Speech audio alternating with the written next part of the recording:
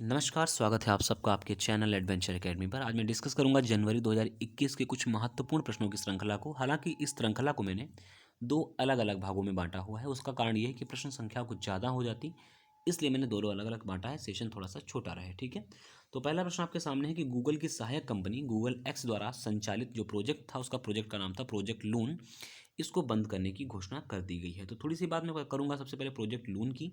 तो प्रोजेक्ट लून को 2011 में लॉन्च किया गया, जिसका उद्देश्य ये था कि दूर दराज इलाके जहां पर इंटरनेट सेवाएं नहीं हैं, वहां पर इंटरनेट सेवाओं से जोड़ा जा सके, यानी कि 3G नेटवर्क अच्छे से उनको दिया जा सके। ठीक है, और ये किसकी सहायक कंपनी का विषय था? तो गूगल की सहायक कंपनी गूगल एक्स की। तो ये पिक्चर के माध्यम से मैं और आपको बेहतर समझा सकूं, तो उसके लिए मैं आपको पिक्चर में जूम करके समझा दे रहा हूँ। आपको ज़्यादातर यहाँ पर गुब्बारे कुछ दिखाई दे रहे होंगे। तो ये गुब्बारे क्या हैं, गुब्बारों का काम क्या है, उनके ऊपर भी डिस्कशन कर लेते हैं। तो ये गुब्बारे हीलियम से भरे हुए गुब्बारे हैं, जो कि स्ट्रेटोस्फेयर यानी कि समताप मंडल में उड़ान भर रहे हैं। और नीचे जो आप ये घर बने हुए दिखाई दे रहे हो, यहाँ इसमें लिखा होगा डेटा। तो ये उन घरों को डेटा प्रोवाइड करा रहे हैं, इंटरनेट के लिए डेटा प्रोवाइड करवा रहे हैं। यानी कि ऐसे क्षेत्र ये हैं जहाँ पर अच्छे तरीके से इंटरनेट सेवाएं बहाल नहीं हो सकती। इसके लिए हीलियम से भरे हुए गुब्बारे, जिनका वजन 32 किलोग्राम है, ये इंटरनेट सेवाओं को अच्छे रूप से चला सकें, इसके लिए प्रोजेक्ट लून लॉन्च किया गया था। तो आई होप प्रोजेक्ट लून समझ में आ गया होगा। अब एक दिमाग में प्रश्न बन रहा होगा कि भाई प्रोजेक्ट लून को बंद क्यों किया जा रहा है? तो कोई भी प्रोजेक्ट तभी बंद होगा ना, जब उसके खरीदार नहीं होंगे या उसकी मार्केट वैल्यू बिल्कुल ख़त्म हो चुकी होगी। तो ये बात समझ में आना चाहिए कि प्रोजेक्ट लून को खरीदार नहीं मिले अच्छे जो मिलने चाहिए थे, इसलिए गूगल की सहायक कंपनी ने इसे बंद करने का निर्णय ले लिया है। तो गूगल के बारे में आप सब जानते ही होंगे। गूगल के वर्तमान में जो सीईओ हैं, उनका नाम है सुंदर पिचई। ठीक है, सुंदर पिचई, ये बात आप याद रखिएगा, जरूरी है। ठीक है, सुंदर पिचई का संबंध भारत से ही, इसलिए बोल रहा हूँ मैं। ठीक है, अगला प्रश्न कुछ ऐसा है कि भारतीय गणितज्ञ निखिल श्रीवास्तव को माइकल व शीला हेल्ड पुरस्कार 2021 से सम्मानित किया गया है। तो निखिल श्रीवास्तव जो आप पिक्चर में देख पा रहे होंगे, यही है निखिल श्रीवास्तव जी। इन्हें ही माइकल व शीला हेल्ड पुरस्कार से सम्मानित किया गया है। तो ये पुरस्कार दिया क्यों गया है? तो यह पुरस्कार इन्हें दो चीज़ों के लिए दिया गया है। तो पहली बात तो आपको मैं भारतीय परिप्रेक्ष्य में बात अगर करूँ तो रामानुजन के बारे में आप सभी लोग जानते हैं, महान गणितज्ञ थे। तो इन्हें रामानुजन ग्राफ, एक तो रामानुजन ग्राफ थ्योरी को सुलझाने के लिए, और दूसरा इन्हें कैडिसन सिंगर, एक थ्योरम और है कैडिसन सिंगर, तो इन दो थ्योरम को सुलझाने के लिए पुरस्कार दिया गया हुआ है। हालांकि मैं बता दूं, ये 3 लोगों को दिया गया है, तो 2 अन्य हैं, लेकिन बतौर भारतीय आपके लिए ज़्यादा इंपॉर्टेंट रहेंगे। तो ये आपको याद रखना पड़ेगा कि यही निखिल श्रीवास्तव को यह पुरस्कार दिया गया है। इस पुरस्कार की जो राशि रहेगी वो $1,00,000 है। तो $1,00,000 के साथ इस पुरस्कार का वितरण किया गया है, निखिल श्रीवास्तव जी को दिया गया है। निखिल श्रीवास्तव जी का वर्तमान में अगर मैं बात करूं, तो निखिल श्रीवास्तव वर्तमान में कैलिफोर्निया विश्वविद्यालय में बतौर गणित के प्रोफेसर पद पर काम करते हैं। ठीक है, अब अगर इस पुरस्कार की पृष्ठभूमि पर भी मैं थोड़ा सा प्रश्न बनाने का कोशिश करूं, तो 2017 में इस पुरस्कार की स्थापना करी गई थी। ठीक है, 2017 में इस पुरस्कार की स्थापना करी गई थी, जो कि विशेष रूप से गणित के क्षेत्र में कार्य करने वाले व्यक्तियों को दिया जाता है। ठीक है, चलिए अगला प्रश्न कुछ ऐसा है कि HAL ने, हिंदुस्तान एरोनॉटिकल लिमिटेड ने उड़ीसा तट पर हॉक आई विमान से स्मार्ट एंटी एयरफील्ड वेपन का परीक्षण किया है। देखिए, स्मार्ट एंटी एयरफील्ड वेपन को अगर मैं शॉर्ट में लिखूँ तो SAAW यानी कि शॉ नाम दूँ ज़्यादा बेहतर रहेगा, क्योंकि आपके एग्जाम में ज़्यादातर मैं सब में पॉसिबल है कि सॉ ही लिख के आएगा, ना कि इसका फुल फॉर्म पूछ ही जा सकती है। ठीक है, तो ये जो विमान आपको दिखाई दे रहा है, ऊपर का जो हिस्सा दिखाई दे रहा है, ये विमान है हॉक आई विमान, ये वाला। ठीक है, हॉक आई विमान जो कि उड़ीसा के तट पर उड़ा। ठीक है, और जो ये आपको ये जो पिक्चर में दिखाई दे रहे होंगे नीचे, तो यही है सॉ, SAAW। ठीक है, इनके अगर मैं वजन की बात कर लेता हूँ, तो जो कि 125 किलोग्राम वजनी है। अच्छा भैया, हैं क्या ये? इतनी ज़्यादा डिस्कशन हो रहा है, तो ये हैं क्या?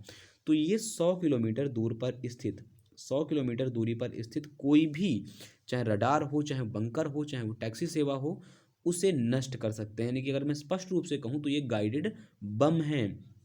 इसके लिए भारत सरकार ने वर्ष 2013 में प्रोजेक्ट के लिए अनुमोदन दिया था, यानी कि 2013 में इसको निर्माण के लिए मंजूरी प्राप्त हुई थी, और उसी के बाद से निर्माण कार्य शुरू हुआ, जो कि अब जाकर के पूरा हुआ, और साथ साथ में इन्हें लॉन्च भी किया गया है। कुछ प्रश्न मैं आपको और करा दे रहा हूँ रक्षा मंत्रालय से संबंधित, जैसे कि अगले 5 साल तक यानी 2025 तक भारत ने कुछ टारगेट रखे हैं रक्षा निर्यात के मसले पर। तो कितना टारगेट किया हुआ है? तो 35,000 करोड़ रुपए का। देखिए, मैं प्रोजेक्ट आपको जरूर याद रखने पड़ेंगे, चाहे वो किसानों की आय दोगुनी संबंधित हो, चाहे वो दुग्ध उत्पादन के मसले में हो, चाहे वो पेयजल योजनाओं से मसले पर हो, क्या क्या टारगेट रखे गए हों, उन सब प्रोजेक्ट को आपको लॉन्च याद कर रखना कि कितने कितने समय तक की उनके टारगेट रखे गए हैं। तो 2025 तक भारत सरकार रक्षा के निर्यात के लिए 35,000 करोड़ का टारगेट रखी हुई है। इसके अलावा साथ साथ ये भी याद रखिएगा कि 2018-19 में भारत सरकार ने 18-19 में 10,745 करोड़ रुपए का निवेश, यानी कि माफ़ी चाहूँगा, निर्यात भी कर चुकी है सरकार 2018-19 में। और निर्यात के मसले में कभी अगर बात करें हम, तो निर्यात के मसले में सिप्री की जो रिपोर्ट कहती है, यानी कि Stockholm International Peace Research Institute की जो रिपोर्ट कहती है कि हम दुनिया में 23वें स्थान पर आते हैं, 23वें स्थान पर आते हैं, जो कि दुनिया में 0.17% की निर्यात में हम हिस्सेदारी रखते हैं, यानी कि बहुत निचले स्तर पर हैं मैम। 23वें स्थान पर आते हैं दुनिया में निर्यात के मसले पर। खैर, ज़्यादा बात ना करके आगे बढ़ते हैं अगले प्रश्न की ओर। तो अगला प्रश्न हमारा ये है कि भुवनेश्वर में राष्ट्रीय हथकरघा मेला तोसली मेले का आयोजन किया गया है। तो तोसली मेला आपको सीधे समझ में आ रहा हो कि हैंडक्राफ्ट मेला है ये जो इसका उद्घाटन किया तो वहाँ के मुख्यमंत्री हैं नवीन पटनायक साहब। नवीन पटनायक ने इसकी क्या हुआ, इसका शुभारंभ किया हुआ है। नवीन पटनायक का अगर मैं संबंध बात करता हूँ तो बीजू जनता दल, इनके पिताजी का नाम था बीजू पटनायक, उन्हीं के नाम पर बीजू जनता दल का गठन हुआ था और उन्होंने ही इसका, जो इनके पुत्र हैं नवीन पटनायक साहब, इन्होंने इसका उद्घाटन किया हुआ है। ये जो क्राफ्ट मेला रहेगा वो 23 जनवरी से लेकर के 4 फरवरी के बीच भुवनेश्वर में लगेगा, जिसमें 250 के आसपास स्टॉल भी लगाए जाएंगे। एक नाम यहाँ पर आ रहा होगा तोसली।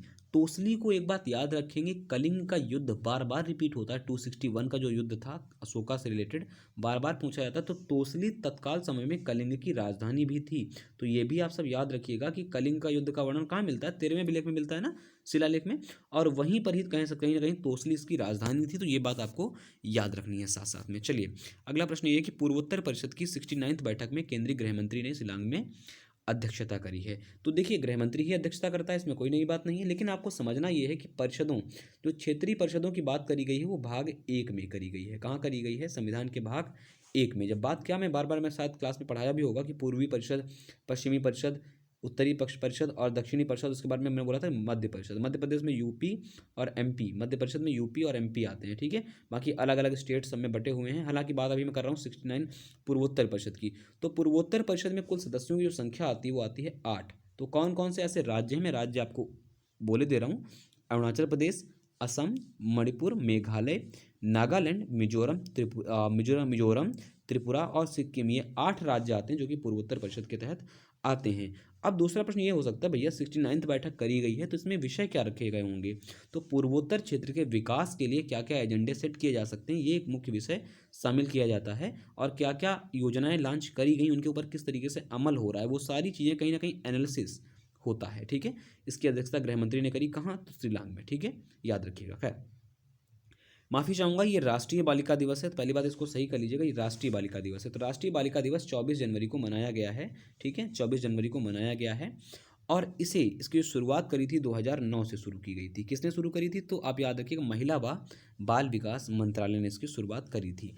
अब इसका भी क्या कारण था कि 24 जनवरी को ही मनाया जाता है, तो 1966, उसका इतिहास है कि 1966 में 1966 में इंदिरा गांधी देश की पहली महिला प्रधानमंत्री बनी थी। उन्होंने शपथ ली थी 24 जनवरी को, इसलिए उसी पृष्ठभूमि पर रख करके राष्ट्रीय बालिका दिवस 24 जनवरी को मनाया जाता है। लेकिन मैंने जो नीचे लिख रखा है तो मैं उत्तर जरूर आपको दे दे रहा हूँ कि अंतर्राष्ट्रीय जो आपका है, माफ़ी चाहूँगा, अंतर्राष्ट्रीय जो आपका राष्ट्रीय बालिका दिवस है वो मनाया जाता है 11 तारीख को, यानी कि 11 अक्टूबर को, ठीक है, 11 अक्टूबर को ये मनाता है। यूनाइटेड नेशन ने इसे कहा कि अनुमोदन दिया और इसे 2012 से यूनाइटेड नेशन मनाता है, ठीक है। तो लिंगानुपात की बात करना, प्रश्न पढ़ूँ और लिंगानुपात की बात ना हो तो थोड़ा सा जायज़ नहीं है। भारत में लिंगानुपात जो है वो 943 है, सर्वाधिक केरल में है और न्यूनतम जो है हरियाणा में है, ठीक है। तो ये बात आप याद रखिएगा, बहुत ज़रूरी है। नेशनल गर्ल्स चाइल्ड डे के लिए मैंने लिखाया, पिक्चर बनाया हुआ है, तो आप इसको पढ़ सकते हैं, स्क्रीनशॉट ले सकते हैं सारी चीज़ों को लेकर के। खैर आगे बढ़ता हूँ। तो अंतर्राष्ट्रीय शिक्षा दिवस 24 जनवरी को मनाया गया है। तो 24 जनवरी को एक और दिवस, यानी कि अंतर्राष्ट्रीय शिक्षा दिवस, यूनाइटेड नेशन ने इसे 2018 यानी कि 2018 से मनाने का प्रस्ताव पारित किया था और इसके अलावा 24 जनवरी को ये मनाया जाता है। तो अगर मैं भारत के परिप्रेक्ष्य में बात करूं कि राष्ट्रीय शिक्षा दिवस कब मनाया जाता है, तो राष्ट्रीय शिक्षा दिवस आपका 11 नवंबर को मनाया जाता है। 11 नवंबर को मनाया जाता है। क्यों मनाया जाता है, क्योंकि यह दिन मौलाना अबुल कलाम की जयंती पर मनाया जाता है, ठीक है। और मौलाना अबुल कलाम आज़ाद कौन, तो भारत के पहले स्वतंत्र भारत के पहले शिक्षा मंत्री थे और इसे 2008 से मनाया जा रहा है। ठीक है, आप सब एक बात और याद रखिए, मौलाना अबुल कलाम आज़ाद जी का जब भी कभी नाम आए तो ये लगातार 6 वर्ष तक 1940 से लेकर के 1945 तक लगातार 6 साल तक राष्ट्रीय कांग्रेस अधिवेशन की अध्यक्षता करने वाले अध्यक्ष थे। और इसके अलावा अगर आपसे कभी सबसे युवा अध्यक्ष पूछे कांग्रेस अधिवेशनों का, तब भी आप इन्हीं का नाम लीजिएगा, जरूरी प्रश्न है। ठीक, आगे बढ़ते हैं। अगला प्रश्न कहता है कि उत्तर प्रदेश के राज्य स्थापना दिवस कब मनाया गया? 24 जनवरी को मनाया गया। तो ये नीचे उत्तर प्रदेश का चित्र है, यानी कि उत्तर प्रदेश अब 70 वर्ष का हो गया बतौर नाम के साथ साथ। बाकी यूपी का इतिहास बहुत पुराना है। तो 1950 को इसी दिन यूपी को यह नाम मिला था, यूनाइटेड प्रोविंस या उत्तर प्रदेश। तो 24 जनवरी को स्थापना दिवस उत्तर प्रदेश का मनाया गया। तो क्या ये, अगर मैं आपसे ये कहूँ कि ये तीसरा था, तो आपको एक दिन में दिमाग में क्लिक करेगा कि अरे 1950 आप साथ साथ बताते ही जा रहे हो, फिर भी कह रहे 1950 में इसकी स्थापना हुई। ठीक है, और अभी आप कह रहे हैं कि अभी तीसरा ही मनाया जा रहा है। तो तीसरा वर्तमान में इसका स्थापना दिवस मनाया जा रहा है। तो थर्ड स्थापना दिवस का मनाया जा रहा है और 70 साल हो गए हैं। ये मनाने का जो श्रेय जाता है वो योगी आदित्यनाथ जी को जाता है। वर्तमान में सीएम है जो योगी आदित्यनाथ जी, तो योगी आदित्यनाथ जी को ये श्रेय जाता है।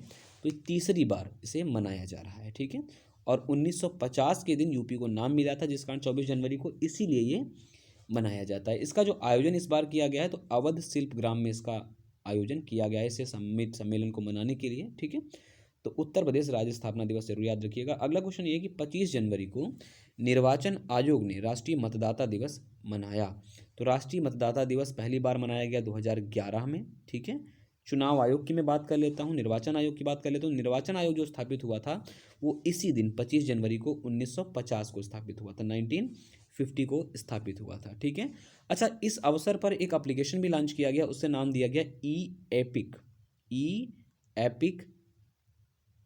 ठीक है, ई एपिक से होगा क्या, अगर आप अपना मतदाता पहचान पत्र डिजिटल रूप में डाउनलोड करना चाहें तो आप यहाँ जाकर के डिजिटल आप उसे डाउनलोड कर सकते हैं। ठीक है, इसके अलावा अगर मैं भारतीय संविधान की बात करूँ तो निर्वाचन के आयोग की स्थापना संबंधित मसले कहाँ पर लिखे गए हैं? तो 324, लेकिन 324 से 329 तक निर्वाचन संबंधित व्याख्या ही की गई है। तो ये बात आप जरूर याद रखिएगा कि 324 से 329 तक बात करी गई है, लेकिन बतौर आयोग की स्थापना 324 के तहत अनुच्छेद में करी गई है। ठीक है, और भारत के मुख्य निर्वाचन अधिकारी आप सब जानते हैं सुनील अरोड़ा जी हैं। अगला क्वेश्चन कुछ ऐसा है कि 25 जनवरी को हिमाचल प्रदेश ने पूर्ण राज्यत्व दिवस मनाया। पूर्ण राज्यत्व का मतलब ये हुआ कि इसे 25 जनवरी 1971 को जो पूर्ण राज्य का दर्जा दिया गया, उसी की स्मृति में पूर्ण राज्यत्व दिवस जो आपको मनाया जाता है, हिमाचल प्रदेश मनाता है, वो 25 जनवरी को मनाता है। अच्छा, 25 जनवरी को मनाने के कारण हिमाचल प्रदेश ने अलग अलग 25 मेगा कार्यक्रम भी संचालित किए हैं। तो ये भी आप याद रखिए कि 25 मेगा कार्यक्रम अभी हाल ही में किस राज्य ने चलाए, तो आप जरूर बताइएगा भैया कि 25 जनवरी को हिमाचल प्रदेश ने पूर्ण राज्यत्व दिवस मनाया, इसलिए सारी चीज़ें मनाई गई हैं। ठीक है, हिमाचल प्रदेश से एक प्रश्न और याद रखिए कि 100% एलपीजी युक्त राज्य कौन है? जिसने 100% एलपीजी का लक्ष्य पूरा कर लिया, तो वो भी हिमाचल प्रदेश ही है। अगला क्वेश्चन है कि केरला में दुर्लभ चींटी उकेरिया जोशी पाई गई है। तो ये पेरियार नेशनल पार्क, केरल के पेरियार नेशनल पार्क में पाई गई है। ये दुर्लभ चींटी जो आप पिक्चर देख पा रहे होंगे, ये चींटी, ये दुर्लभ चींटी पेरियार नेशनल पार्क में पाई गई है। ठीक है, और इसी चींटी, ये उकेरिया जोशी एक वैज्ञानिक के नाम के ऊपर इसका नाम दे दिया गया है। तो आपको ये याद रखना है कि केरला में, हालांकि ये चींटी केरला के अलावा तमिलनाडु में भी पाई जाती है, तो ये भी बात आप याद रखिएगा। तो केरला और तमिलनाडु में रिलेटेड है, लेकिन अभी खोजी कहाँ गई है? तो केरला में। ठीक है, उकेरिया जोशी नाम की नई प्रजाति खोजी गई, जो कि पिक्चर में आप देख पा रहे होंगे। ठीक है, आगे बढ़ते हैं। तो महाराष्ट्र सरकार ने पुणे की यरबदा जेल से जेल पर्यटन शुरू करने का निर्णय लिया है। सुनने में थोड़ा सा अजीब लेकिन सत्य। तो यरबदा जेल पुणे में है, बता दूं आपको। तो 26 जनवरी को जो राज्य के गृह मंत्री हैं, यानी कि वर्तमान में महाराष्ट्र सरकार के जो गृह मंत्री हैं, उन्होंने 26 जनवरी को निर्णय लिया, अनिल देशमुख नाम उनका है, अनिल देशमुख, और महाराष्ट्र के उप मुख्यमंत्री अजीत पवार ने निर्णय लिया कि अब हम पर्यटन को जोड़ेंगे, किससे? जेल से, यानी कि जेल को पर्यटन से रिलेट कर देंगे, जिससे कि पर्यटक आएंगे हमारे यहाँ पर। और ऐसा नहीं कि यरबदा जेल ही एक ऐसी जेल है, जिसके साथ साथ 12 जेलों को साथ साथ उन्होंने चयनित किया कि 12 जेलें ऐसी होंगी ऐतिहासिक, जो कि इतिहास से भी जुड़ी हुई होंगी और साथ साथ उनको पर्यटन के दृष्टिकोण से भी बदलाव करेंगे। यरबदा जेल से फिर क्या ऐसा इतिहास है जो ऐतिहासिक पृष्ठभूमि की बात ही कर रहे हैं? तो 1932 में 1932 में महात्मा गांधी को यहाँ लाया गया था बम्बई से गिरफ्तार करके, और यहीं इसी जेल में उन्होंने एक रचना लिखी थी, फ्रॉम यरबदा मंदिर। फ्रॉम यरबदा मंदिर नाम की पुस्तक इन्होंने, महात्मा गांधी ने, यहीं पर रह करके लिखी थी। अगर इस जेल के निर्माण की बात करूँ तो इस जेल का निर्माण 1871 में किया गया था। वर्ष 1871 ईस्वी में इसका निर्माण किया गया था। तो ये पूछा जा सकता है कि कौन सी जेल को पर्यटन से जोड़ा जा रहा है, तो यरवदा जेल कहाँ है, पुणे में है। चलिए, प्रधानमंत्री राष्ट्रीय बाल पुरस्कार 2021 के तहत कुल 32 बच्चों को पुरस्कार वितरित किए गए। ठीक है, ये पूरा अवार्ड अब की बार डिजिटल दिया गया है, बच्चों को बुलाया नहीं गया कोविड-19 के रीजंस के कारण। ठीक है, तो इसमें होता क्या क्या है, जो 32 बच्चे होते हैं इन्हें पुरस्कार की राशि के रूप में 1 लाख रुपए, ठीक है, 1 लाख रुपए, और साथ साथ 10,000 रुपए के पुस्तक वाउचर दिए जाते हैं। यानी कि अगर बच्चे चाहें तो 10,000 रुपए की पुस्तकें खरीद सकते हैं, ये वाउचर इनको दिए जाते हैं, और साथ साथ में एक प्रमाण पत्र भी दिया जाता है। तो यानी कुछ ऐसे बच्चों का चयन किया जाता है जो कि बहुत ही अच्छा काम इन्होंने किया होगा, अपने उत्कृष्ट कामों के लिए इन्हें ये पुरस्कार मिलता है। ठीक है, तो ये बात आप याद रखिए, कितने बच्चों का चयन किया गया, तो 32। और पुरस्कार राशि जरूर याद रखिए कि ये भी प्रश्न एक बार आ चुका है कि पुस्तक वाउचर कितने रुपए के मिलते हैं। ठीक है, आगे बढ़ते हैं। तो भारत द्वारा हिंद महासागर क्षेत्र के रक्षा मंत्रियों का सम्मेलन 4 फरवरी को आयोजित करने का निर्णय लिया। 4 फरवरी ही क्यों, और रक्षा मंत्री क्यों, और हिंद महासागर क्यों? तो मत देखिए, आप हिंद महासागर को सबसे पहले देखिएगा।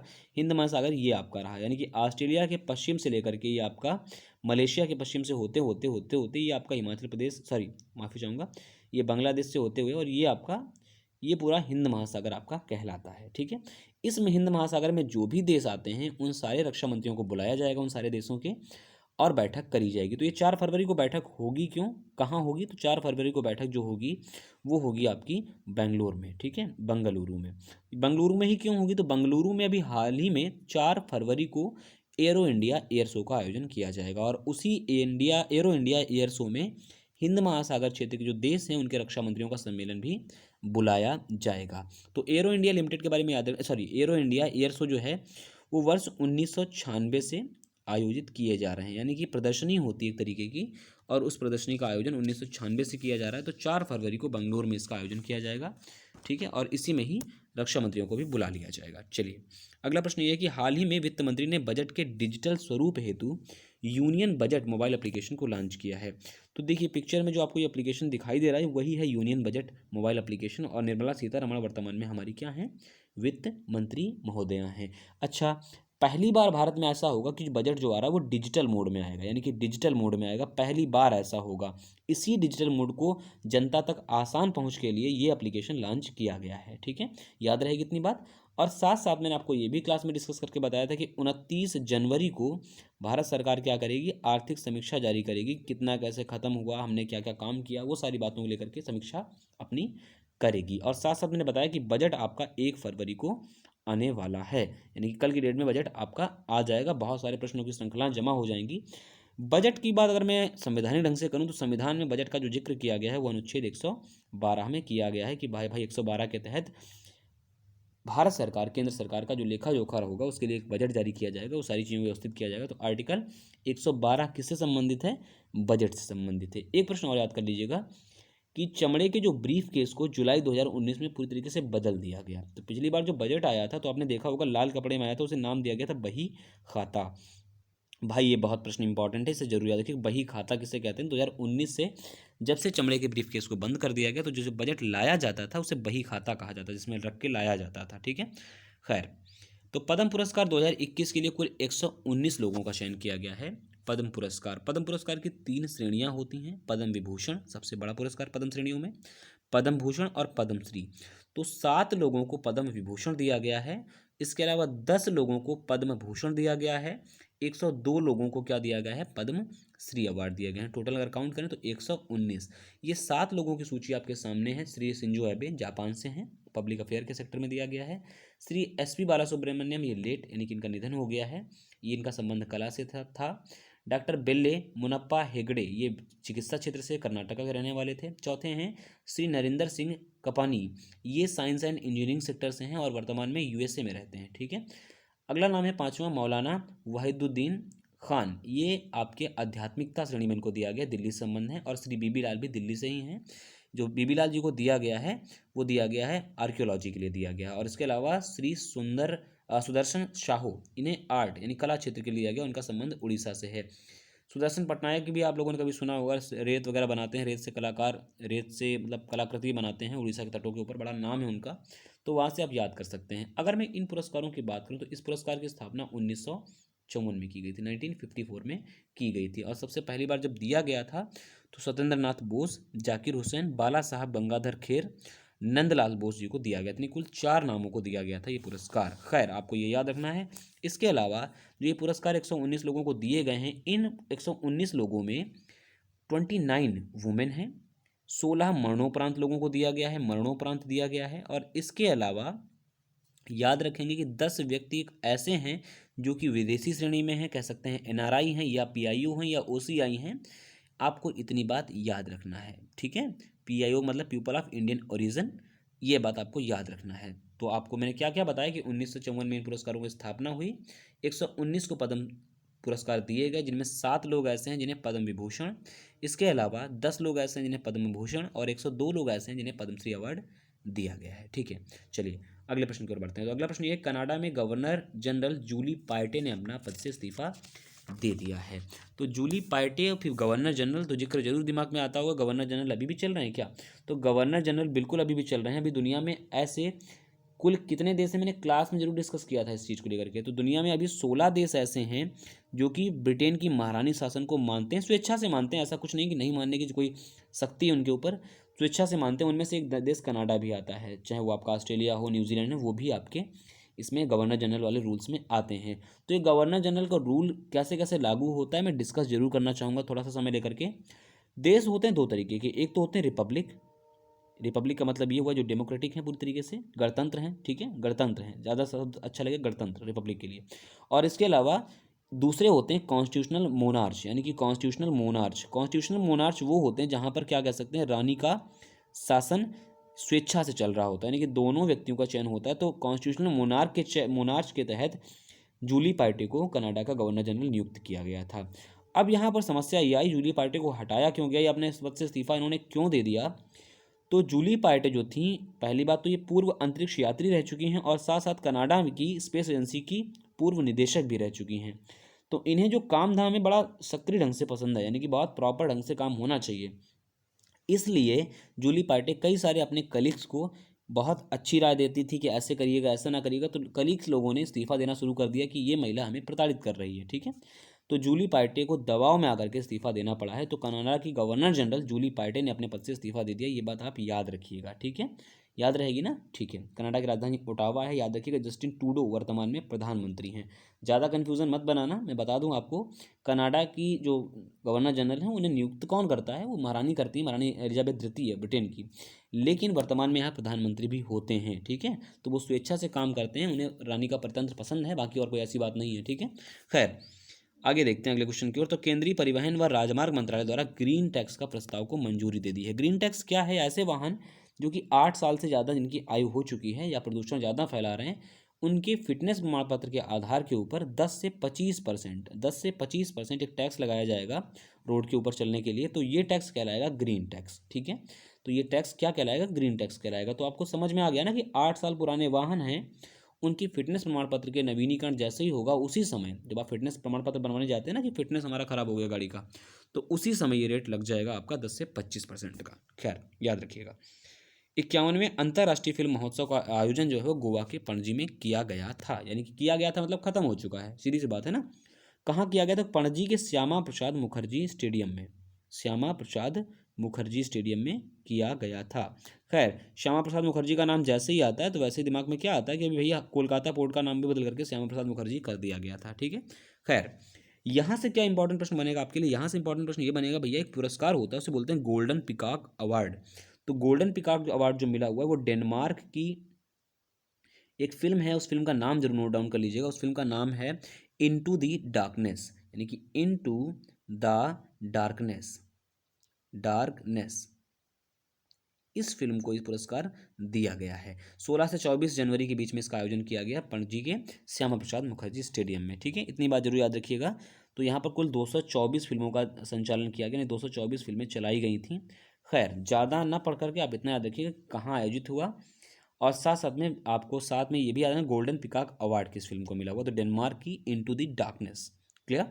आगे बढ़ते हैं। तो नेपाल के प्रधानमंत्री खड़ग प्रसाद ओली को पार्टी से बाहर निकाल दिया गया। थोड़ा सा आपको दिमाग लगाना पड़ेगा, ऐसा क्यों?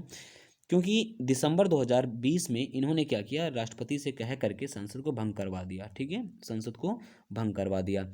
अब संसद को भंग करवा दिया कि तो जिनकी पार्टी है कम्युनिस्ट पार्टी ने इनसे इनके ऊपर प्रश्न चिन्ह करने शुरू कर दिए। भैया बताइए, कम्युनिस्ट पार्टी ने कहा कि इसके स्पष्टीकरण तो दीजिएगा ना भैया, आपने असंवैधानिक ढंग से किस तरीके से इसके लिए कह दिया कि आप संसद को भंग कर दीजिएगा, और भंग भी हो गई। तो कम्युनिस्ट पार्टी ने इनसे कह सकते हैं कारण मांगा, और कारण देने में खड़ग प्रसाद ओली महाराज क्या किए, दिक्कत झेल गए, यानी कि अच्छे से उत्तर नहीं दे पाए, जिस कारण खड़ग प्रसाद ओली को पार्टी ने बाहर का रास्ता दिखा दिया है। याद रखिएगा, इनमें मेन भूमिका जो अदा करी उनका नाम है पुष्प कमल दहल प्रचंड। ये भैया कौन है, ये नया नाम कहाँ से आ गया दहल प्रचंड का? तो ये पूर्व प्रधानमंत्री हैं नेपाल के। इन्होंने कहा भाई साहब किस तरीके से आपने गलत तरीके से संसद को भंग करवा दिया है। तो दिसंबर 2020 में ये सारा विवाद का जड़ हुआ, और ओली साहब को बाहर का रास्ता दिखा दिया गया है। एक और कारण तो मैं राजनीतिक दृष्टिकोण से बताता हूँ, क्योंकि वहाँ पर अभी हाल ही में नेपाल में अप्रैल मई में इलेक्शन भी होने हैं। तो सीधी बात, नया प्रधानमंत्री पद के लिए इलेक्शन भी होने हैं, और साथ साथ उन्होंने संसद को भंग करवा दिया कि हमारे खिलाफ कुछ कार्यवाही ऐसी ना की जा सके। वर्तमान में विवाद चल रहा है भारत के साथ में सीमा संबंधित विषयों के ऊपर, आपके उत्तराखंड के क्षेत्र में। ठीक है, लिम्पियाधुरी हो, चाहे वो आपका काला पानी हो या लिपुलेख हो, ऐसे क्षेत्रों के लिए याद रखिएगा आप सब। खैर, अगला क्वेश्चन है कि लोकसभा अध्यक्ष ओम प्रकाश बिरला ने भारत पर्व 2021 का उद्घाटन करा है। तो भारत पर्व में आपको बता दूं, पर्यटन मंत्रालय इस वर्ष सभी मंत्रालयों के सहयोग से एक भारत एक श्रेष्ठ भारत की भावना को लेकर के भारत पर्व 2021 का आयोजन कर रहा है, जिसकी अध्यक्षता कह सकते हैं ओम प्रकाश बिरला ने करी। अवसर पर हालांकि सांस्कृतिक मंत्री जो प्रहलाद पटेल जी हैं वो भी अवेलेबल रहे। और आपको याद क्या करना है कि ये रहा कब तक, तो 26 जनवरी से लेकर के 31 जनवरी 2021 तक ये चलेगा भारत पर्व। ठीक है, इसे मनाया कब से जा रहा है, तो 2016 से भारत पर्व मनाया जाता है। कहाँ, तो याद रखिएगा लाल किले में। कौन मनाता है, तो पर्यटन मंत्रालय मनाता है। ठीक है, लाल किले से इसे मनाया जाता है भारत पर्व। ओम प्रकाश बिरला वर्तमान में कोटा बूंदी क्षेत्र से आते हैं, सांसद हैं, और वर्तमान में लोकसभा के अध्यक्ष भी हैं। खैर, अगला क्वेश्चन है कि इटली के प्रधानमंत्री ग्यूसेप कोंटे ने अपने पद से क्या कर दिया है, इस्तीफा दे दिया है। तो जो पिक्चर में आपको दिखाई दे रहे हो यही है भाई साहब ग्यूसेप कोंटे। इस्तीफा क्यों दे दिया है, क्योंकि इटली ही ऐसा देश था जहां पर मरने वालों की संख्या कोविड-19 के समय में बहुत ज़्यादा बड़े स्तर पर पहुंच गई थी। कुल 85,000 लोग मरे थे कोविड-19 से। ठीक है, और इस कारण बहुत सारा दबाव इनके ऊपर बनाया जाने लगा कि भाई साहब आपने इलाज के दौरान, या कह सकते हैं कि इलाज अच्छे से मुहैया नहीं कराया, पैसे खा गए, पैसे जो जारी हुए कोविड-19 में, बहुत सारे प्रश्न इनके ऊपर एलिगेशन लगने लगे, जिस कारण इन्होंने अपने प्रधानमंत्री पद से इस्तीफा दे दिया है। ये जून 2018 में प्रधानमंत्री पद पर काबिज हुए थे, और इसके बाद अब हाल ही में इन्होंने क्या कर दिया, इस्तीफा दे दिया है। तो आप सबको ये याद रखना है भाई साहब कि इटली के प्रधानमंत्री कौन थे जिन्होंने इस्तीफा दे दिया है, तो ग्यूसेप कोंटे थे। ठीक है, हालांकि मैंने प्रश्नों को बहुत ढंग से एक्सप्लेन करने का प्रयास अपना पूरा किया है, फिर भी अगर आपको कुछ ऐसा लगता है कि कुछ ऐसी आवश्यक चीज़ें छूटी हैं तो नीचे कमेंट बॉक्स में ज़रूर बताइएगा कि मैं और क्या एक्सप्लेन कर सकता था, या आपको क्या एक्सप्लेन करने का तरीका समझ नहीं आया। आई होप अगर पसंद आए तो वीडियो को जरूर लाइक करें, शेयर करें, कमेंट करें, चैनल को सब्सक्राइब करना बिल्कुल मत भूलें, और बने रहें हमारे साथ। नमस्कार।